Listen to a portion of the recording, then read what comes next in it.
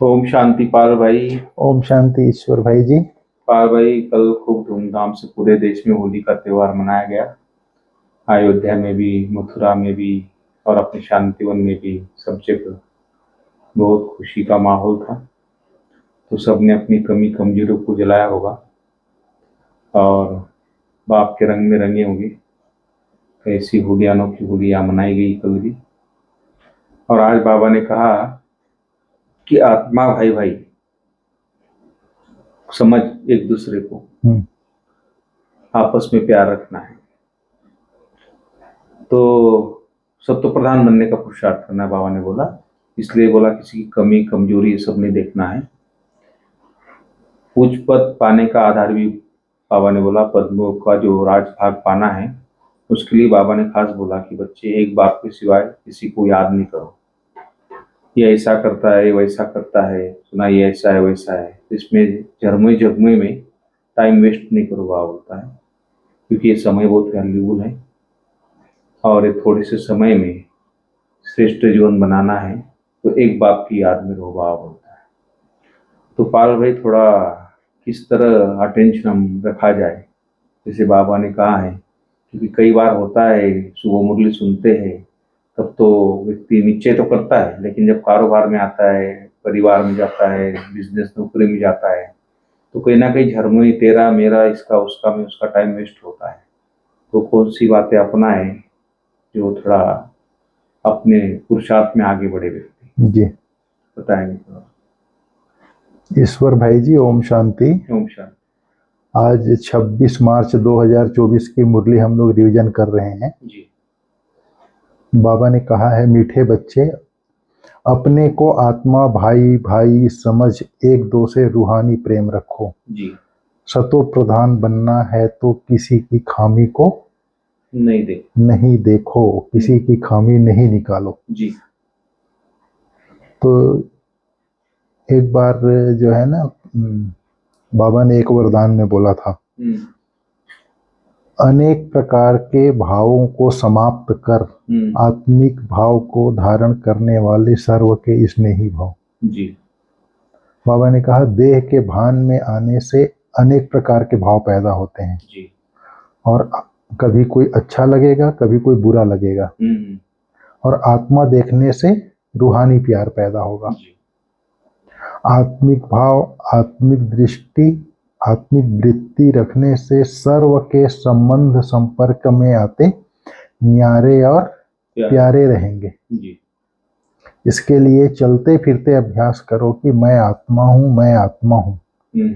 तो अनेक प्रकार के भाव समाप्त हो जाएंगे और सर्व के स्नेही बन जाएंगे। आत्मा की प्रैक्टिस कंटिन्यू करना चाहिए। आत्मा की प्रैक्टिस कंटिन्यू करनी चाहिए। आत्मा से बात कर रहे हो जी, आत्मा शरीर को खिला रही हो। हाँ जी।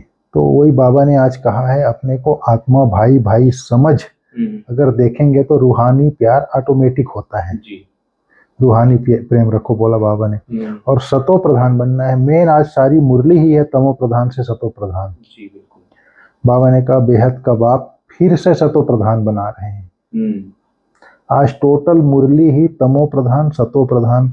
सतो प्रधान थे तो सुखी थे, आपके अंदर रूहानी खुशी थी, सब एक दो को सुख देते थे। जी। मतलब टोटल मुरली में ही तमो प्रधान और सतो प्रधान का ही है। खेल ही वही है। आज सारी मुरली में बाबा ने यही कहा है। फिर आज बाबा ने वही कहा, सतो प्रधान बनना है तो किसी का अवगुण नहीं देखो, किसी की खामी नहीं निकालो। अवगुण देखेंगे, खामी निकालेंगे तो अवगुण हमारे अंदर भरता जाएगा। जी। अगर मान लीजिए मैं बोलूंगा कि आपके अंदर इतनी अच्छाइयां हैं, आपके अंदर भगवान को पहचानने की दिव्य बुद्धि है, ईश्वरीय सेवा कर रहे हैं आप, नम्रचित होके रहते हैं, सदा जी हाजिर करते हैं, सबके साथ प्यार से रहते हैं, इतनी सारी अच्छाइयां हैं। अगर मान लो छोटी सी कुछ मैंने कुछ कहा और आपने अपनी व्यस्तता के कारण नहीं किया, अब मैं उसी को पकड़ के बैठ जाऊं तो ये कहाँ की अच्छाई है?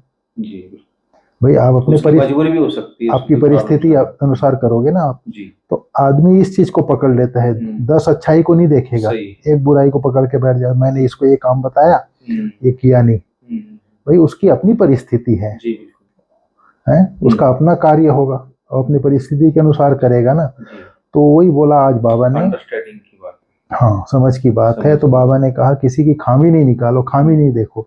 हमारी बड़ी दादी इसके लिए बहुत अच्छा बात कहती थी, दादी प्रकाश मणि। हमने किसी को काम बताया, किया तो ठीक है, नहीं किया तो कोई बात नहीं जी। उससे एक्सपेक्टेशन, चाहना नहीं रखो जी। चाहना ईर्ष्या और घृणा का बीज है। और भाई परिवार में दुख का कारण यही है, मेरा बच्चा मेरा मानता नहीं, मेरी पत्नी मेरी मानती नहीं, सुना मेरा भाई मेरा मानता नहीं, तो सबसे ज्यादा दुख का कारण यही बना हुआ है।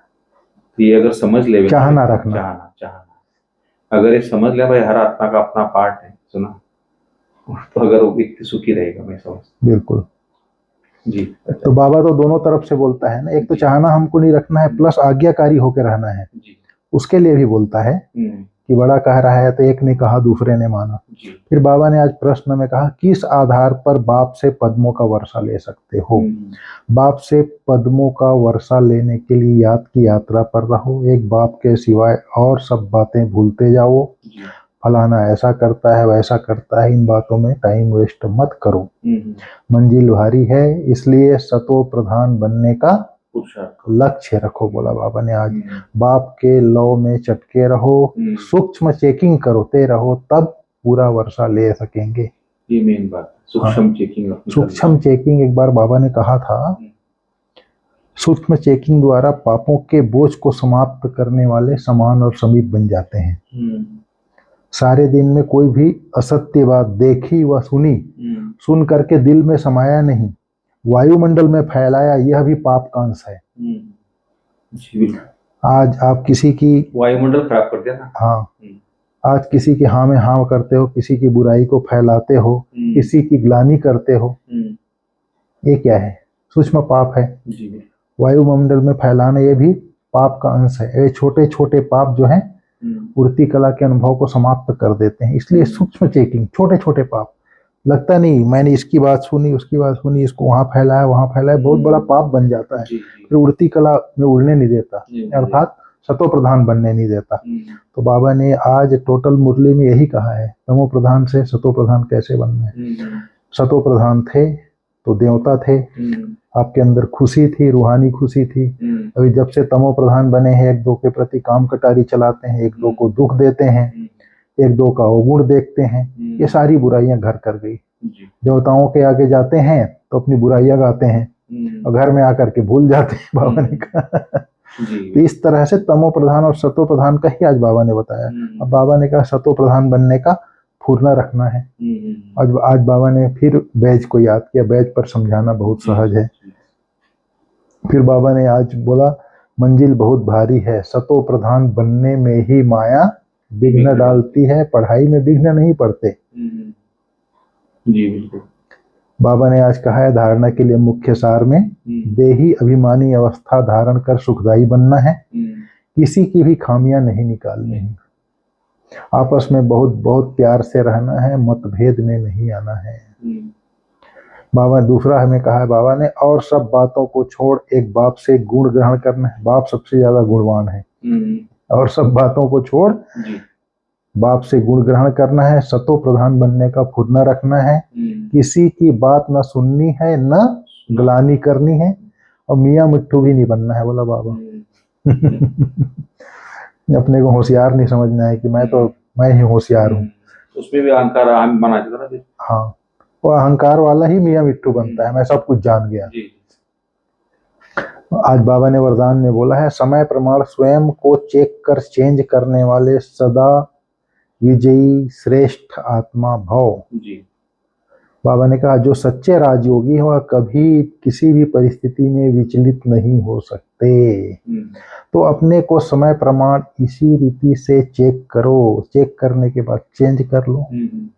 सिर्फ चेक करेंगे तो दिल शिकस्त हो जाएंगे, सोचेंगे कि हमारे में यह भी कमी है, पता नहीं ठीक होगा कि नहीं होगा।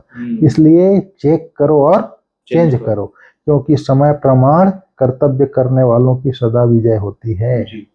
सदा विजयी श्रेष्ठ आत्मा बन तीव्र पुरुषार्थ द्वारा नंबर 1 में आ जाओ। तो बाबा ने कहा अपने मैं राजयोगी हूँ, ये चीज स्मृति में रहे जी तब वो व्यक्ति जो है चेक कर सकता है और चेंज भी स्वयं करेगा। को चेंज कर सकता है। हम्म। सिर्फ चेक करेगा तो बाबा ने कहा दिल शिकस्त हो जाएगा, इसलिए चेक करके चेंज करना है।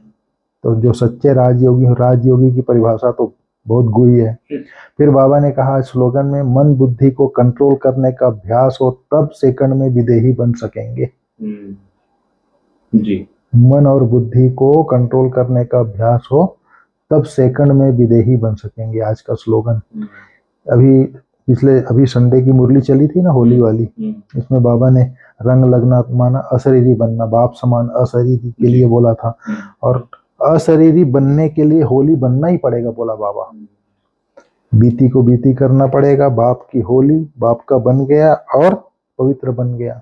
फिर बाप के रंग में रंगना, अर्थात अशरीरी बनना। अशरीरी बनने के लिए होली बनना, पूरी एक टॉपिक ही, पैराग्राफ ही था उसका। बाबा ने क्लियर किया सब बातें। हाँ, सारी बातें क्लियर की थी बाबा ने। तो बाबा ने पिछले संडे की मुरली में बाबा ने कहा था चारों खजाने, ज्ञान, शक्तियां, गुण, खुशी का खजाना, और एक दो को मुक्ति, जीवन मुक्ति का मार्ग बताने से, सुख का रास्ता बताने से जो दुआएं मिलती है, बिल्कुल, उससे ही ये सब खजानों से जब भरपूर होंगे तब हम विदेही अवस्था को धारण कर सकते हैं। तो ज्ञान, गुण, शक्तियां से मन बुद्धि भरपूर है जी, दुआओं के खजाने से, खुशियों के खजाने से, तब मन बुद्धि कंट्रोल में है। कंट्रोल में है तो सेकंड में भी देही बन सकते हैं। ठीक है ईश्वर भाई, ठीक, ओम शांति। ओम शांति, धन्यवाद।